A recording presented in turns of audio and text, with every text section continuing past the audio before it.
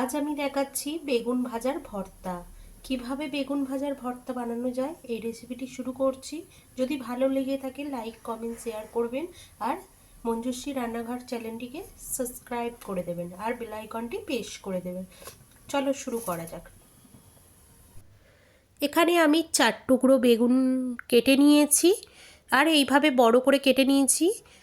তৈরি করার জন্য আমি বড় করে কেটে নিয়েছি, আপনারা আপনাদের পছন্দ অনুযায়ী কেটে নেবেন। আর আমি হাফ টমেটো কেটে নিয়েছি, টক অনুযায়ী আমি টমেটো ব্যবহার করছি। আপনারা যদি বেশি টক খান, টমেটো তো টক, আপনারা গোটাও দিতে পারেন। এখানে 4 কোয়া রসুন নিয়ে নিয়েছি, এগুলো ভালো করে পরিষ্কার করে ধুয়ে নিয়েছি। এখানে দেখো পেঁয়াজকে আমি কুচিয়ে নিয়েছি, কাঁচা লঙ্কা কুচিয়ে আছে, আর ধনেপাতা কুচি। এগুলো যখন আমি তৈরি করব তখন আমি ভালো করে ধুয়ে আমি তৈরি করব।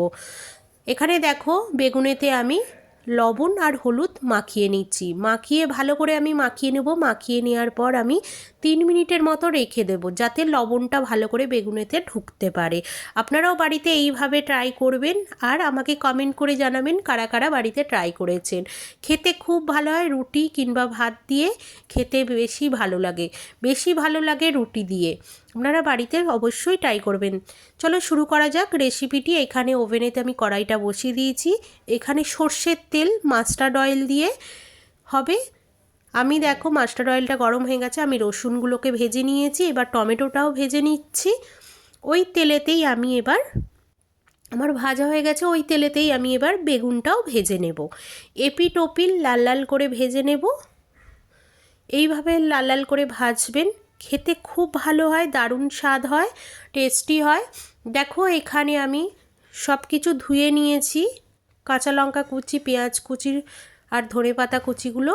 এবার এখানে দেখো আমি টমেটোর খোসাগুলোকে ছাড়িয়ে নিচ্ছি আর তৈরি করে নিচ্ছি। খুব গরম ছিল বলে আমার তৈরি করতে অসুবিধা হচ্ছিল, আপনারা একটু ঠান্ডা করে তৈরি করবেন। দেখো এপিট ওপিট ভাজা হয়ে গেছে, আমি এবার তুলে নিচ্ছি। এইভাবে লাল লাল করে ভাজবেন। অবশ্যই মঞ্জুশ্রী রান্নাঘর চ্যানেলটিকে সাবস্ক্রাইব করে দেবেন।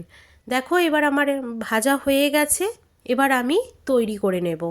গরম ছিল বলে আমি খুন্তির ডগেতে আমি থেতো করে নিচ্ছি ভালো করে।